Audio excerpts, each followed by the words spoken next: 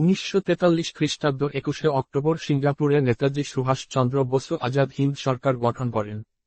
এই সরকারের মূল লক্ষ্য ছিল ভারত থেকে ব্রিটিশ সরকারকে উৎখাত করা।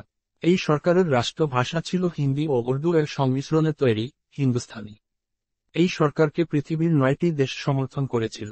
এই দেশগুলি হল Thailand, Italy, Germany, Japan, Croatia, Burma, Kuomintang, Philippines ও মাঞ্চুরিয়া। আজাদ হিন্দ সরকারের সেনাদের গোপন পরিচয় সূচক একটি সংখ্যা ছিল। সেটি হল 133।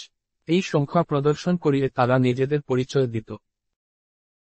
বার্মায়ের প্রধানমন্ত্রী বা মু এবং জাপানের প্রধানমন্ত্রী তোজো ভারতের মুক্তিযুদ্ধে সমস্ত রকম সাহায্যের আশ্বাস দেন।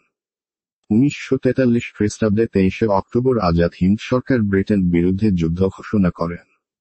1943 খ্রিস্টাব্দে 6 নভেম্বর জাপানের প্রধানমন্ত্রী তোজো সুভাষচন্দ্র বসুর হাতে আন্দামান ও নিকোবর দ্বীপপুঞ্জ দুটি তুলে দেন।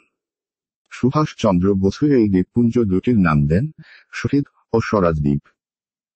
আজাদ হিন্দ সরকার বিশেষ সাফল্য পায়নি। এই সরকারের মন্ত্রিসভা ছিল এই রকম: 1. প্রধানমন্ত্রী, সামরিক ও পররাষ্ট্রমন্ত্রী নেতাজি সুভাষচন্দ্র বসু। 2. প্রধান উপদেষ্টা রাসবিহারী বসু। 3. সচিব এস সহায়। 4. সম্প্রচার বিভাগ এস আইআর। 5. অর্থ বিভাগ লেফটেন্যান্ট কর্নেল সি চ্যাটার্জি।